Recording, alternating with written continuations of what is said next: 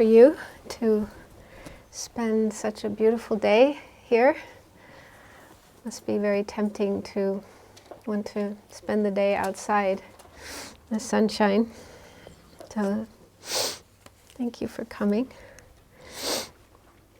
So what we're going to do today is, we could think of it as a retreat, a kind of retreat. We'll be looking at some aspects of Buddhist philosophy, but we will also do some meditation and have time for a discussion, for you to ask questions, try to get answers, and so on. So let's start with a few minutes of meditation to help our mind get into a state that is calm and peaceful as much as we can, and also to generate a positive motivation or intention. So you've probably heard about this before, but it doesn't hurt to hear about it again.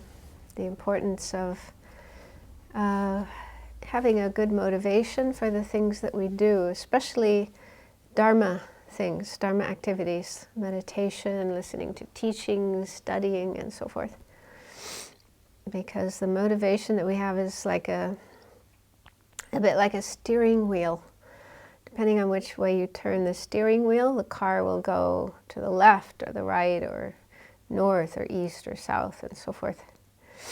So our motivation is like a steering wheel, in that the things that we do will bring about certain results or take us in a certain direction. And the direction that we go, or the direction that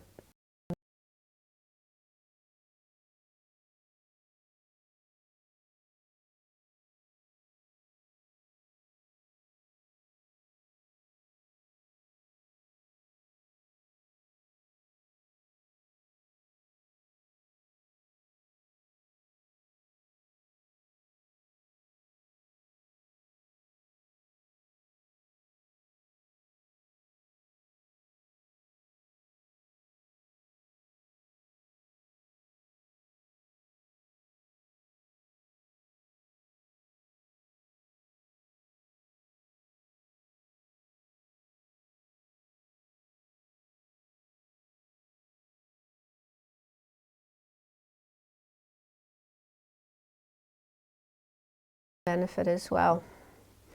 Thinking in a long-term sense that all of us have the potential to become enlightened, become a Buddha. And that's a state that is free of all that is disturbing, that is negative, that is diluted. So it's completely free from everything negative and perfectly developed in everything that is positive, such as love and compassion and wisdom and so on. So the teachings say that we all have the potential to reach enlightenment. And in fact, this potential exists within us right now. It's called our Buddha nature. So it's always been there. It's always been part of our mind. And it's something indestructible, something that can't be harmed or damaged. So it's like a kind of like a very precious jewel, like a diamond inside of our mind, inside of our heart. And it just needs to be developed. It needs to be nourished and developed. And one day, eventually, that Buddha nature will become fully manifest, fully actualized, and we ourselves will be fully enlightened Buddhas.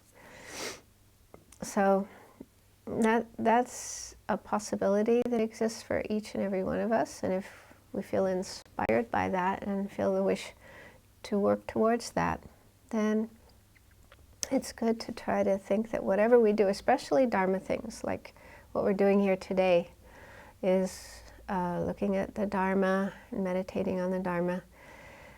So if we can think that we're doing all these things for that ultimate goal, that long-term goal of becoming enlightened, becoming a Buddha.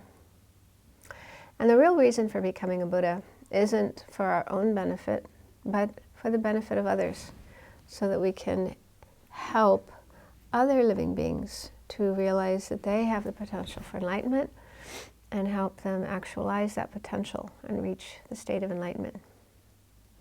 So someone who follows the Mahayana path, the Bodhisattva path, is thinking in terms of reaching enlightenment to be able to help all living beings. And that's the motivation they have for all the things that they do. So if that idea sounds right, sounds comfortable, sounds like something you would like to do, then you can try to bring that idea into your mind and think that that's your reason for being here today, doing the things that we're doing, listening to the Dharma, meditating on it, talking about it, that all these things that we're doing are for that goal of reaching enlightenment for the benefit of all sentient beings. But if the idea of becoming enlightened seems difficult for you, maybe you're not sure there really is such a thing as enlightenment, or you're not sure if you have the ability to become enlightened, or you're not sure if that's what you really want to do, then that's okay. You can put that idea aside. But you might feel comfortable just with the idea of helping others as much as you can in your life.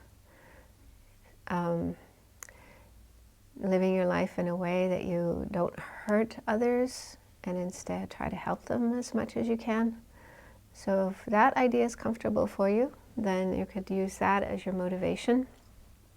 And you think that what I'm doing here today is learning ways that will help me to be more helpful to others. So my life will be useful and beneficial for others, meaningful for others, for the world. So just take a few moments to think about why you're here and try your best to generate one of those two positive altruistic motivations as your reason for being here today.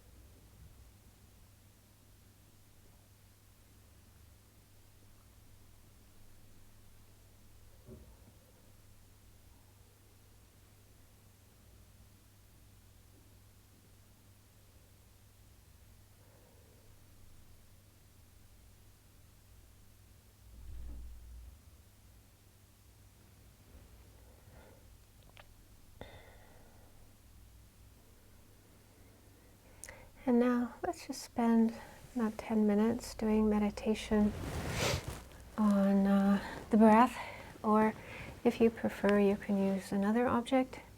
If you're familiar with using some other object to focus your mind on as a kind of anchor to keep your mind focused in the present moment, present time, present place. You can use that. Otherwise, the breath is a good object because the breath is already there. It's with us all the time, and it's something that's happening in the present, right here, right now. So focusing on the breath helps us to stay present in the here and now. So try to keep your mind focused on your object, the breath, or whatever you want to use, and if the mind wanders away from that object to something else, you start thinking about something else, planning for the future, or thinking about the past, or traveling to some other place, So whenever you notice your mind has wandered away from your object, gently bring it back to that object. So that other object your mind wandered away to is just something transitory, just something arising in your mind. And so it can be compared to a cloud passing through the sky, or a wave breaking on the surface of the ocean, or a bubble. So it's just something that comes and goes. So just notice it, notice that it's there, but then let it go, put it aside, and come back to the breath.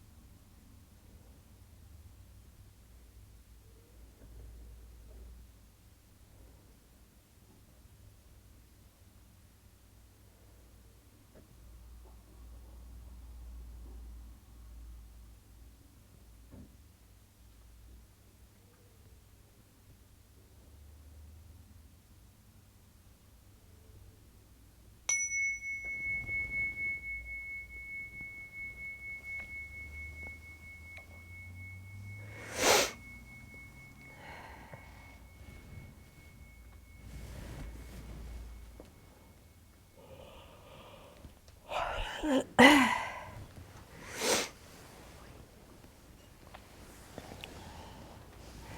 when we do meditation, I think it's good to try to notice how we talk to ourselves, what kind of tone and manner we have in relation to ourselves. For example, when we meditate, we usually have an object that we're meditating on, that we're supposed to stay focused on, like the breath or whatever. And then the advice is that if our mind goes away, wanders away from that object and starts doing something else, we should bring our mind back to that object. So wandering away to other objects is a kind of a no-no, you know, we're not supposed to do that. And so it might happen that when our mind does wander away to some other object and we try to bring it back, we do this with an attitude of impatience with ourselves, with kind of scolding ourselves, or being critical, being judgmental, being hard on ourselves, and so on. And so look out for this. Be aware of this if this is happening, because it seems that many people in the West, many Westerners are prone to this. We have the tendency to be this way, and it seems that Tibetans, for example, you know, that's the tradition that I've been studying in mostly. Tibetans don't seem to have this problem, and so they don't necessarily talk about it as a problem. I don't know if you've heard this story. Back in the 90s, there was a meeting, a conference between some Western Buddhist teachers, psychologists, professional people mostly, and the Dalai Lama and some other Tibetan teachers. And they were discussing teaching Buddhism and meditation in the West. And at one point, one of the Western teachers, it was actually Sharon Salzberg, was talking about how when teaching loving-kindness meditation to Western people, that it's necessary to teach people to have loving-kindness for themselves, because normally that isn't mentioned. It seems to be mentioned in the Theravada tradition, but not in the Tibetan tradition. Traditionally, you know, the traditional teachings, they never talk about developing loving kindness and compassion for yourself. It's always for others. And so this teacher mentioned, you know, it is important to teach people in the West to meditate on loving kindness for themselves, because so many people don't love themselves and instead they hate themselves. So the Dalai Lama was listening to this and he didn't understand what she was saying, and it took about 10 minutes for the translator to explain to the Dalai Lama what she was talking about. And he was like really surprised. He said, "What? You mean there are people who hate themselves?" It's like he never heard of such a thing before. And people said, yeah. And then he asked the people in the room, I think it was like 100 people or something, "How many of you have this problem?" And almost everybody put up their hand.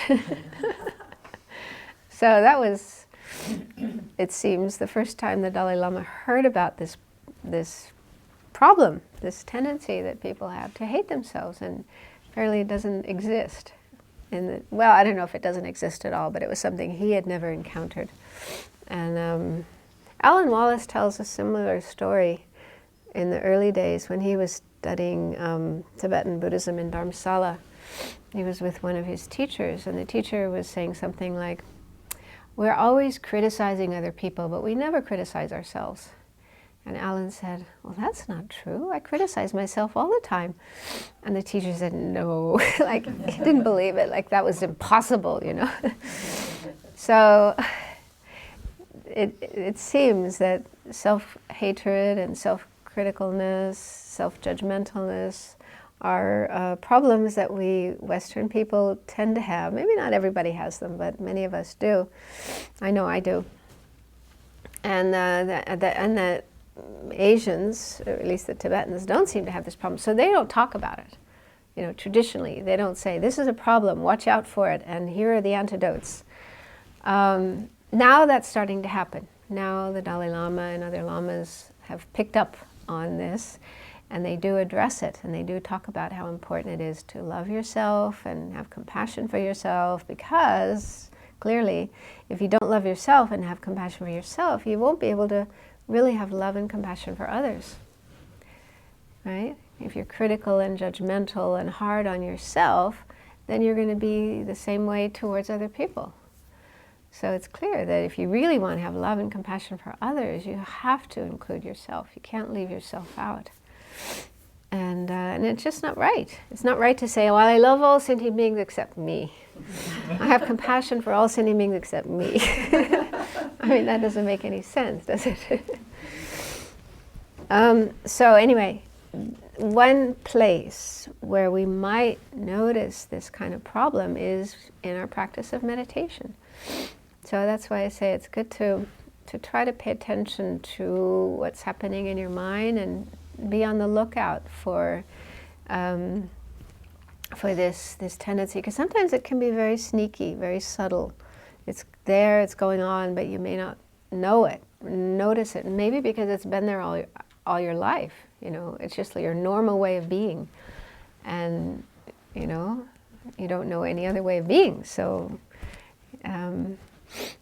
it's good to first notice if it's there. Notice, pay attention, whether or not you are having this kind of attitude towards yourself. And if you do notice it, understand that it isn't a healthy attitude. It isn't something we should perpetuate, we should continue. It's actually a hindrance. Just as having hatred and criticalness towards others is a problem, something we don't want to perpetuate, something we want to change. Hatred and anger and criticalness towards ourselves is also a problem, something we don't want to perpetuate. And one antidote is to develop loving kindness and compassion for ourselves. But that's easier said than done, because if you had years, decades of hating yourself, criticizing yourself, then it's not easy to change that. But slowly, it is possible. And so one thing you can do is when you do loving kindness or compassion meditation, be sure to include yourself in it. And sometimes some teachers say, start with yourself. Make yourself the first object in your meditation. But then other teachers say, well, maybe it's better to start with others, because sometimes it's easier to love others than to love yourself. So if you start with some easy object, your child, your partner, your friend, your dog, a person, a being you find easy to feel love, easy to feel compassion. So start with that person, that being, so that you get a feeling for loving kindness. And then, use other people that you feel easy to feel loving kindness for. Then later, apply it to yourself. So that way it might be easier. So I don't think there's a hard and fast rule about the order, whether you should start with yourself or start with others. You can try both ways and see what works best, which way works best. But just the point is, be sure that you don't leave yourself out, and that you don't perpetuate self-hatred, self-criticalness, self-judgmentalness. That kind of attitude is not appropriate, not helpful, and it's even a hindrance, an obstacle in the path. And also during your day, not just when you're meditating, but during the day, anytime you notice yourself being critical of yourself, being hard on yourself, try to change that voice. Be friendly to yourself, just as you are friendly to others. I mean, hopefully you are friendly to others. There's always some people that we can be friendly towards, that we can be loving and kind and gentle towards. So try to learn to have that same attitude, that same tone that you have towards others, try to have that towards yourself. So in time, if you keep working on that, practicing that, in time you will be able to change and have more kindness to yourself. Okay, so today, I don't know if all of you were here last night, No, but I was not here. yeah, I think a few people were not here. So last night I gave a bit of an introduction to what we're doing here today, but I'll repeat it.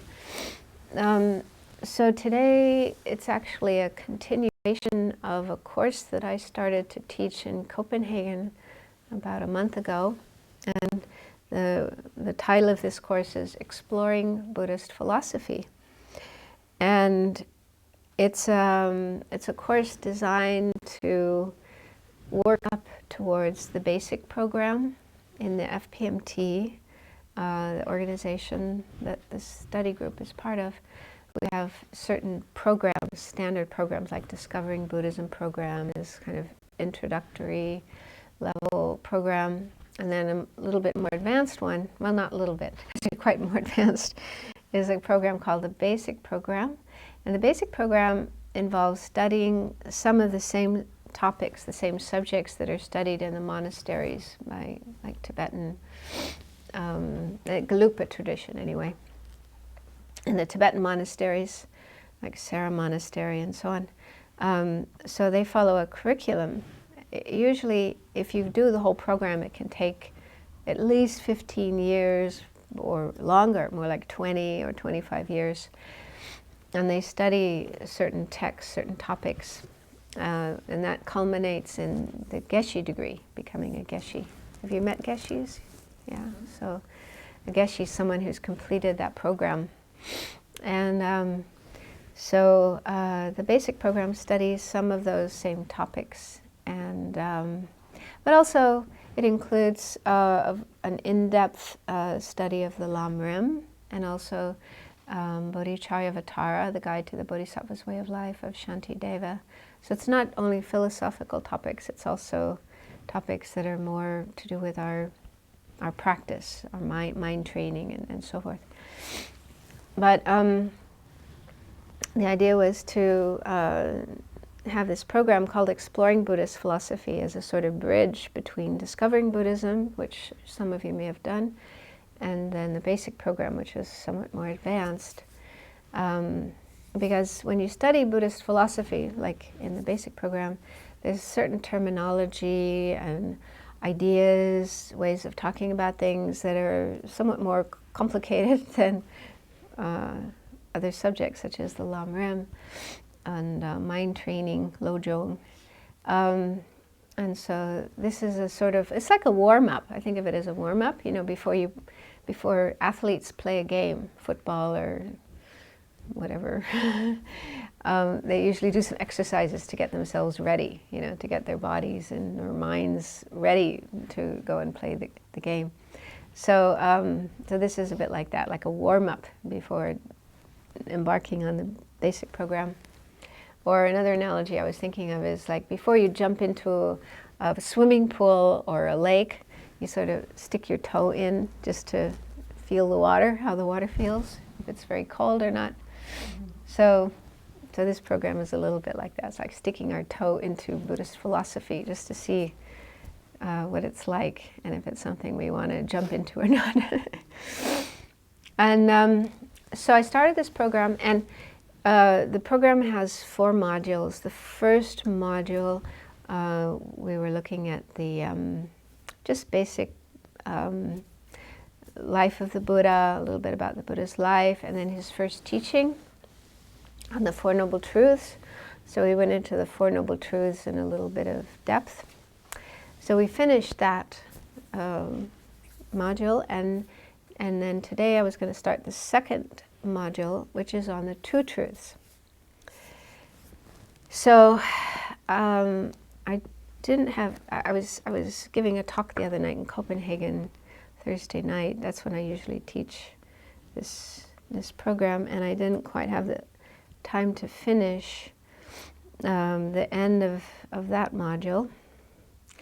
So I wanted to just make a conclusion to that. So I'll do that now, and I'll kind of make a bridge between that module on the Four Noble Truths and this second module on the Two Truths. So you've probably all heard of the Four Noble Truths, right? This is a kind of basic Buddhist teaching, but it's also, when you go into it, it's actually quite deep and profound and complicated. So there's a lot to the Four Noble Truths. So you can look at it in a very light, superficial way, but you can also look at it in a very deep way. So we were going into it in a little bit more depth than usual. So in that first module, which finished the other day, we were looking at the Four Noble Truths in a little bit more detail. And one thing I didn't have time to mention, but the first two truths, truth of suffering and the truth of the origin of suffering, these are things that we want to rid ourselves of, to free ourselves of, because they're painful. They're things that are painful in our life. So according to the Buddhist path, these are what we want to be free of, to abandon, to get rid of, to eliminate suffering and its causes. And then the second two truths, which are called cessation and the path, these two things are things we want to acquire, to gain, to attain, to develop, to make part of us.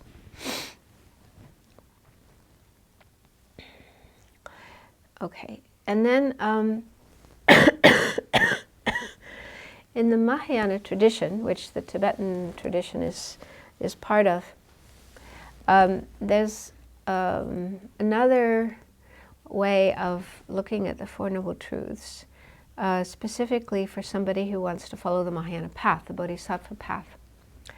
And that is that when a Bodhisattva, somebody following the Bodhisattva's path, having the wish to become enlightened, to become a fully enlightened Buddha, to help all living beings.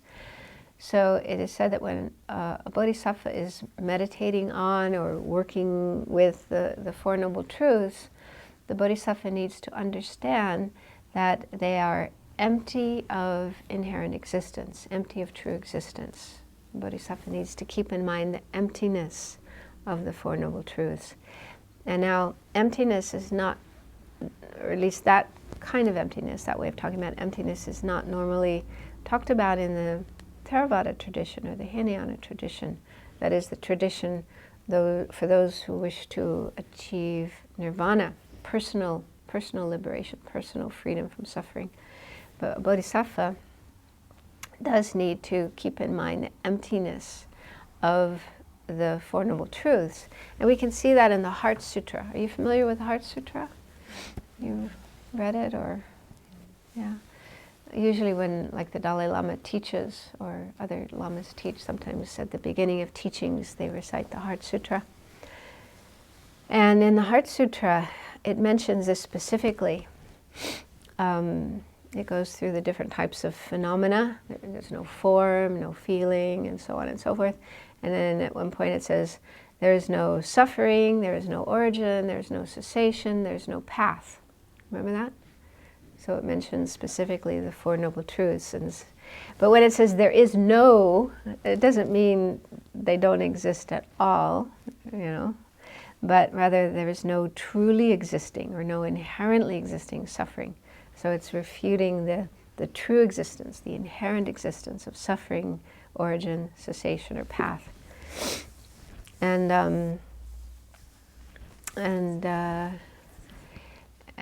also, last night somebody asked me, what are the topics that we study in the master's program? This is a more advanced program than the basic program. It's a 6-year program looking at some of the classic Indian Buddhist texts. And one of the texts we study there is called the Abhisamayalankara, the Ornament for Clear Realization.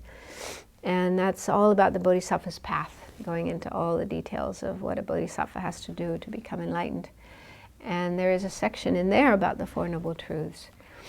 And it says that a Bodhisattva needs to meditate on the Four Noble Truths while understanding that although they do exist conventionally they exist, but ultimately they do not exist. So this is talking about the two truths, conventional and ultimate, and pointing out how, not just with the Four Noble Truths, but with everything. A bodhisattva, in order to really practice properly and develop along the path and eventually reach enlightenment, a bodhisattva always needs to keep in mind these two truths, conventional and ultimate. Things do exist conventionally, but they do not exist ultimately. Now this is not easy to understand. It's very, very difficult to understand. But in this module on the two truths, we will try to explore this topic and hopefully come to a little bit more understanding of it. And so, so in the Mahayana tradition, then there's a connection between the Four Truths and the Two Truths. And the Dalai Lama has said, and there's a book by the Dalai Lama on the Four Noble Truths, and in that book he says, only when you have an understanding of the nature and relationship of the two truths are you in a position to fully understand the meaning of the Four Noble Truths. And once you understand the Four Noble Truths, then you have a sound foundation on which to develop a good understanding of what is meant by taking refuge in the three jewels.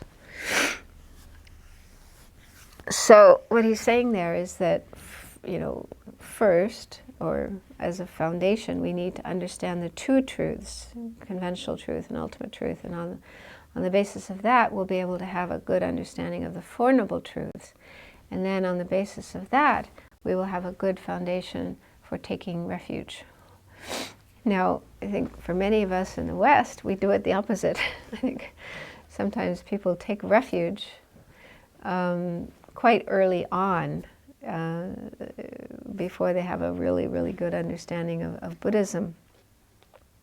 I don't know if that's happened to any of you, but I remember meeting somebody who many years ago attended a public talk by Kalu Rinpoche. Have you heard of Kalu Rinpoche? He was a great Kargya master. I'm sure he came here to Sweden, yeah?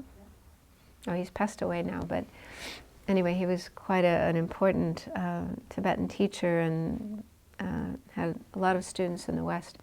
So this person attended a public teaching by Kalu Rinpoche, and it was her very first Buddhist talk, and there was a refuge ceremony in the teaching, and she took refuge, just her very first Buddhist teaching.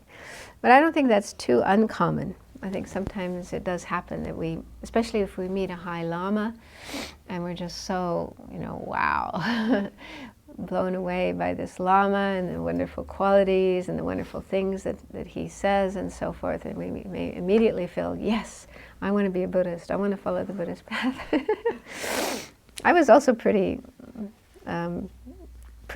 quickly jumped into taking refuge. But actually, it is said that there are some people, I don't know about nowadays, but in the past, they only took refuge after they realized emptiness. Because then you really know what you're doing. You really know who the Buddha is, what the Buddha's teachings are all about, what the path is all about. You know from your own first-hand experience of the truth, the validity of the Buddha, his teachings, his path, and so on. And then on that basis, you take refuge. And I mean, this doesn't mean that it's wrong to take refuge before you realize emptiness. Because otherwise we might wait a really long time. We may not never get around to it in this lifetime. But it's just showing that the real meaning of taking refuge and making a commitment to the Buddhist path is, and I mean, it is quite a serious thing. And ideally, it's something we do with a good understanding of what we are doing. Who is the Buddha? Why the Buddha is an object to take refuge in, and so forth. So I think that's what the Dalai Lama is saying here. He's saying that, it's ideally you first understand the two truths, relative and ultimate, and then on that basis you'll really understand the Four Noble Truths, and then on that basis it's you have a good understanding of what it means to take refuge. Also, I've heard and read a few places when the Dalai Lama has been asked, what is the best way of teaching Buddhism to non-Buddhists like us in the West? Most of us are not born into Buddhist families and Buddhist culture. Most of us only start to learn Buddhism later in life. I mean, some people maybe in their when they're a teenager, but many of us it's later in our 20s or 30s or 40s or even later. So we're already adults when we meet Buddhism, and it's something new. And anyway, there's this discussion about what is the best way of presenting Buddhism to people like ourselves who are non-Buddhists coming into Buddhism when we're already adults. And the Dalai Lama has said that his opinion is we should first learn the two truths. That's the first subject that we should be taught. And then on top of that, the Four Noble Truths. And then other subjects such as the Lamrim, taking refuge, and so forth. And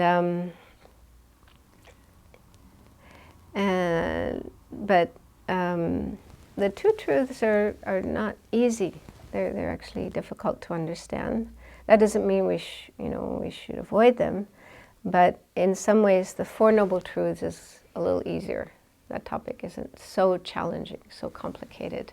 So that's why in this Exploring Buddhist Philosophy class, I thought to start with the Four Noble Truths and then the two truths afterwards. But anyway, just so you know that the Dalai Lama's recommendation was the other way around, to start with the two truths. And I have met people who say that it was the teaching on emptiness, the whole idea of emptiness, that really attracted them to Buddhism. Hearing about emptiness, is just such a wow, amazing topic that they felt really drawn to learn more about Buddhism. So I guess there are different approaches, different doors. People can enter into Buddhism through different doors, and it's not that one is better than another, but we are all different, and so we have different ways of getting involved in Buddhism. Okay, so that just shows a link between the Four Noble Truths and the two truths, and we can also explore that later when we get to the end of talking about the two truths. Now, I don't know whether or not the two truths is an important topic in the Theravada tradition. I haven't had a whole lot of exposure to the Theravada tradition, but I think my understanding is that it's not such an important topic, and it may not be discussed at all, but it is a very important topic in the Mahayana tradition, and in particular in the Tibetan tradition. So I think in all the schools of Tibetan Buddhism, as far as I know, there would be discussion about the two truths, and in particular, ultimate truth, which is emptiness. So this is a really important topic. But before we jump into the two truths, I wanted to talk a bit about, just to sort of give an introduction to some other aspects of Buddhist philosophy. So, how does this work? So there's a handout for today's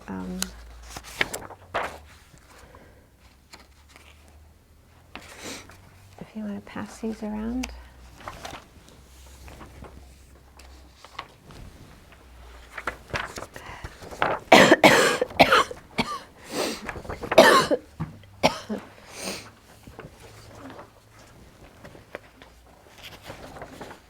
So this just contains notes related to what I'm going to be talking about today, because there'll be quite a bit of information, so at least you have some of it here. on paper, otherwise it may be difficult to remember all of it.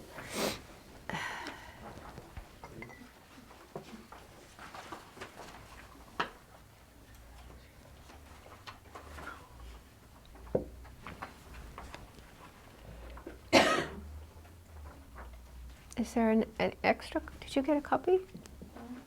What happened? There's not enough for everybody?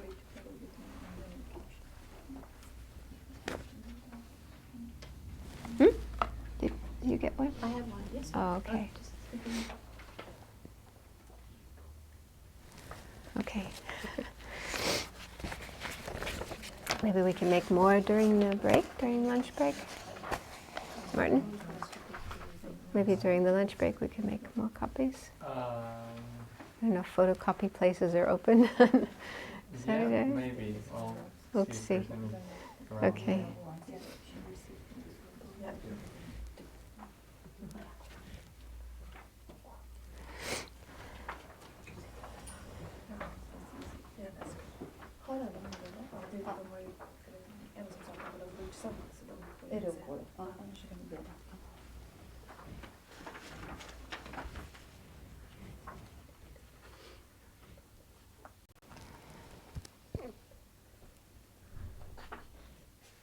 Okay, so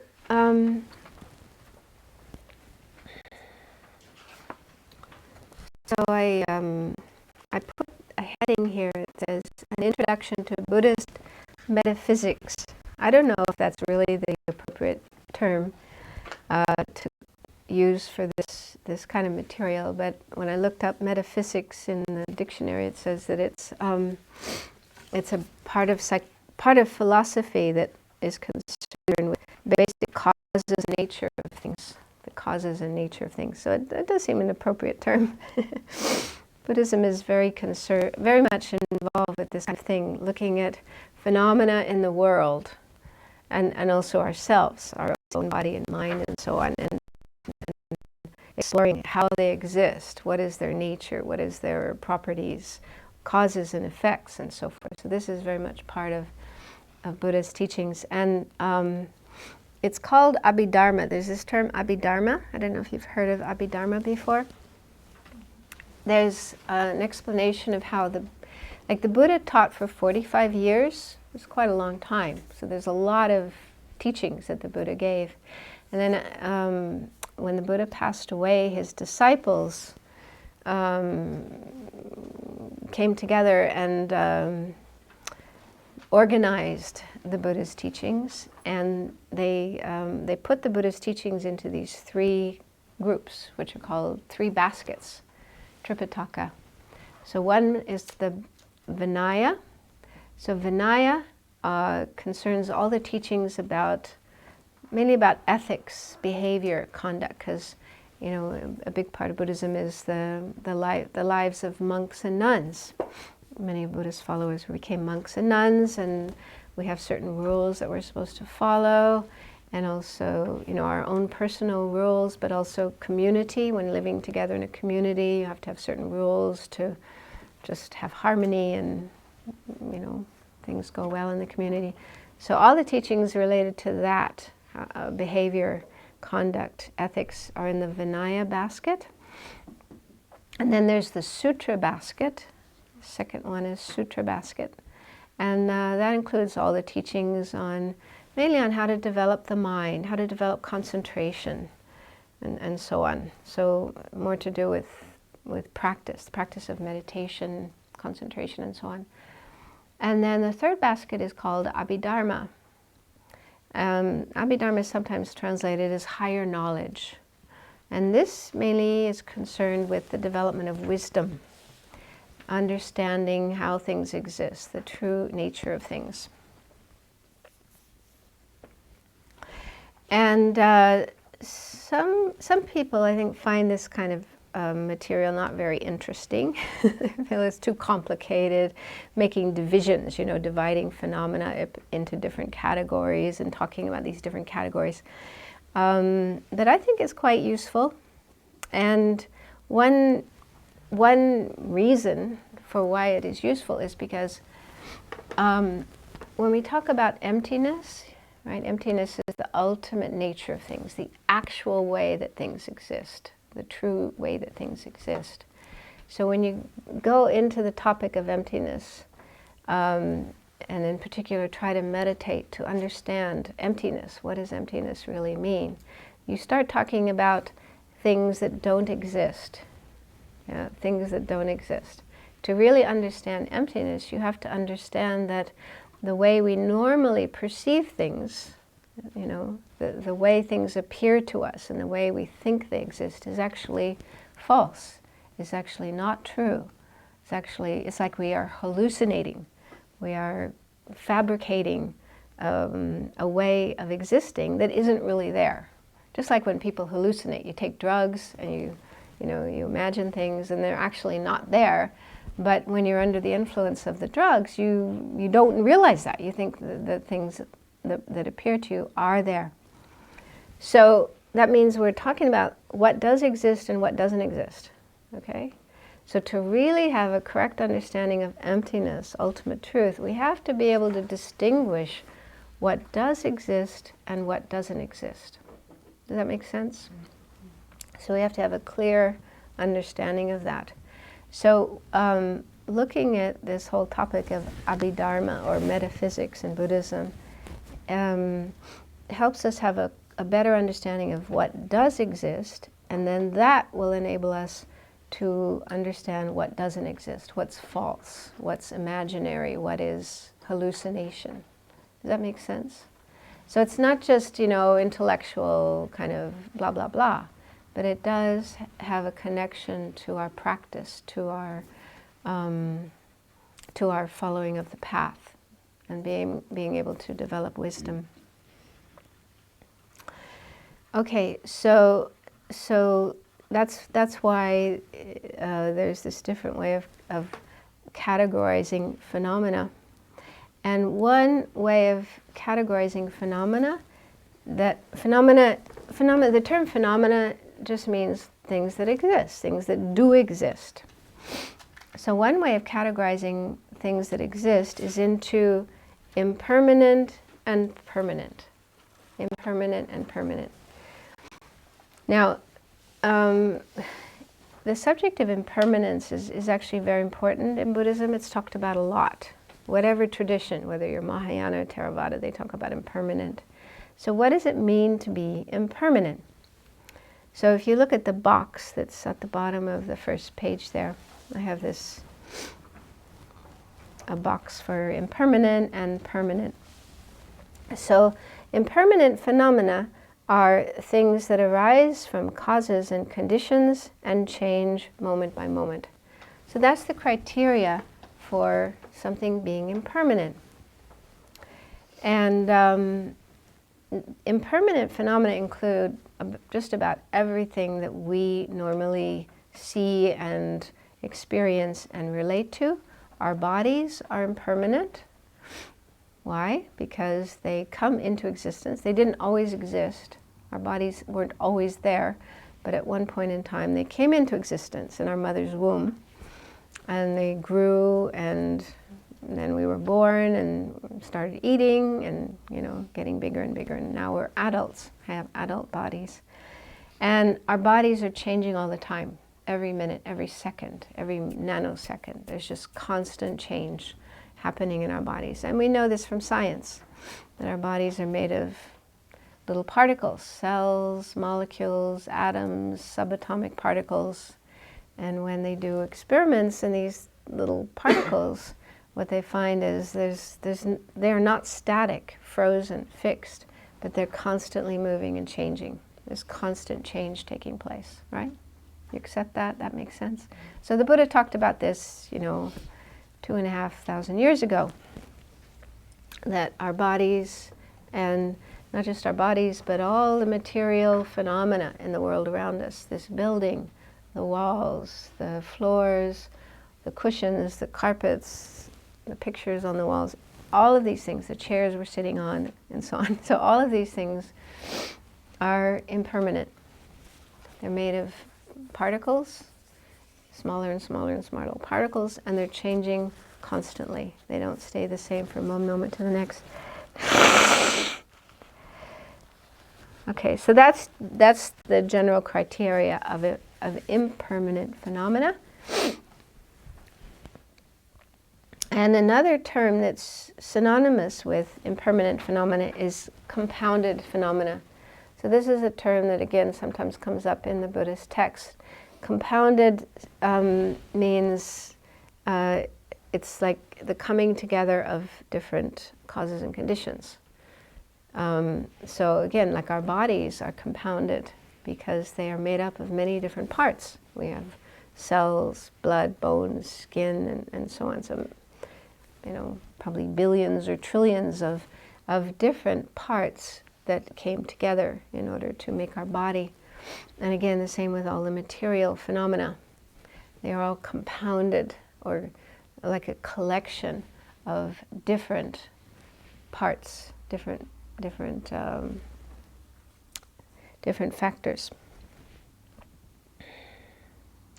Okay, so then there are three types of impermanent phenomena explained in Buddhism. So the first is called form. And form simply means material things, matter.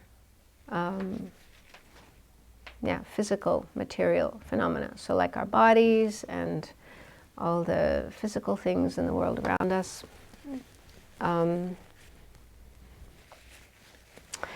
Those are impermanent phenomena. Now the second type of impermanent phenomena is consciousness. Now, you've probably heard something about the Buddhist explanation of mind or consciousness, that it's not a material thing. It's not our brain, and it's also not a product of our brain. It's connected with a brain, connected with our body, but it's a different kind of phenomena. It's said to be non-material, non-physical. So that means it's not made of particles. It's not made of molecules and atoms and any kind of material particles. It's a non-physical thing. That's one of the defining characteristics of the mind. It's non-material, non-physical, which makes it somewhat mysterious, you might say, because it means we can't see the mind. The mind is invisible. We can't see it. We can't touch it. We can't feel it. It doesn't have any physical properties at all. It doesn't have color or shape. It doesn't have size or shape or weight or dimensions. But it's an impermanent phenomenon. Okay, so it does have those characteristics of changing moment by moment. Now, in the basic program, later on, we're going to go into a whole study of the mind. There's a topic called Lorik, which translates as awareness and knowledge. Awareness and knowledge. So that's one of the topics that the monks and nuns study on their way to become a geshe. So it goes into all the different aspects of the mind, different types of mind, mental factors, and so on. It's a very interesting subject. And actually in the next module, the third module of this program, we're also going to be looking at the mind and exploring more the mind's nature in a general way. But just in brief here, it's defined as that which is clear and knowing. Clear, one meaning of the word clear is non-physical, non-material. Okay, so it's a little hard to get a grasp on what the mind is when we just say it's not physical, it's not material, it's not made of particles. But the second part of the definition of mind is knowing, and that may be easier for us to understand because we do have that experience of knowing. Our mind is always there, always active, always experiencing things.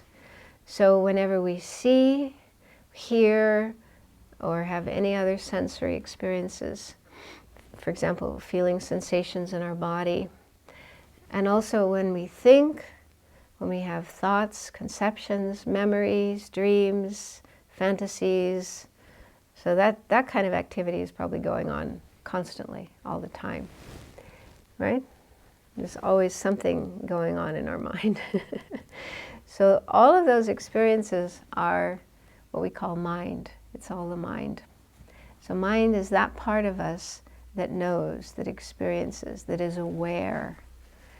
And it's not a physical thing, according to Buddhism. It's not physical, it's not material, and it's not produced by the brain. It's not a product of the brain. It's not a function of the brain, as brain scientists believe. It's connected with the brain, but it seems that the Dalai Lama is often having meetings and discussions with neuroscientists, and they're looking at this this whole topic of what is the connection between the mind and the brain. So it's still being explored and discussed. But according to Buddhism, it is a separate thing, something separate from the brain. And it's sometimes compared to a stream or a river, in that it's made up of all these different experiences, like thoughts and feelings, emotions, perceptions, that's flowing, changing all the time. It's never the same from one moment to the next. And we can get a sense of this, especially when we're meditating. We try to meditate. We try to meditate, try to keep our mind focused on just one thing like the breath. But we can see that it's very hard to stay on the breath because there's all these thoughts coming, and we hear sounds, and we feel feelings in our body, pain or discomfort or itch. So there's just this constant stream of experiences happening. Does that make sense? Is that what you have noticed in meditation?